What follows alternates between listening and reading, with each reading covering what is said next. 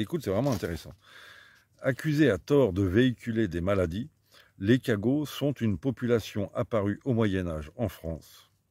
Du fait de cette accusation, ils ont été méprisés, moqués, humiliés, persécutés et exclus de la société.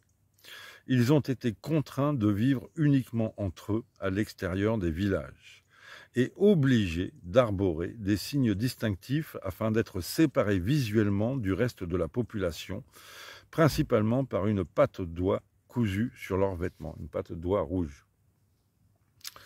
Il leur était interdit d'être armés, de se mêler et de se marier au reste de la population.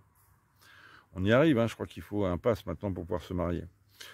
Des espaces spécifiques leur étaient réservés dans les églises, entrées minuscules les obligeant à se courber, chemins balisés de pattes d'oie, bénitiers dédiés, etc.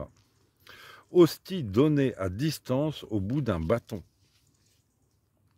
Et ils ne pouvaient recevoir de sacrement. La plupart des métiers leur étaient interdits, excepté ceux du bois. Ils étaient souvent charpentiers. On leur doit notamment la construction de la charpente de Notre-Dame de Paris récemment incendiée.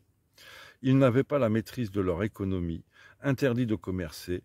Ils étaient obligés de travailler à des tarifs imposés, parfois dérisoires, pour ne pas dire gratuitement. Leurs paroles, donc c'est des ouvriers pas chers, c'est pour ça que voilà, ils étaient pratiques sur les chantiers, c'est des esclaves.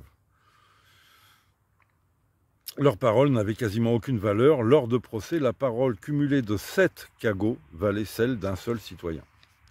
Après plusieurs siècles de lutte, les cagots ont obtenu une réhabilitation graduelle pour être enfin considérés comme citoyens à part entière lors de la Révolution, puis être finalement réintégrés et fondus à la population.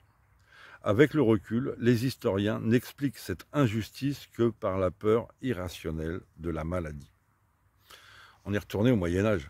On est en pleine science-fiction, mais avec une mentalité médiévale. Si vous êtes un cagot, utilisez l'adhésif pour arborer votre patte d'oie, parce que c'est vraiment très bien fait, leur truc. Voilà, donc t'as le petit... En haut, tu as un adhésif, et donc ça colle tout seul, c'est très bien fait. Et il se peut que ça se développe en France.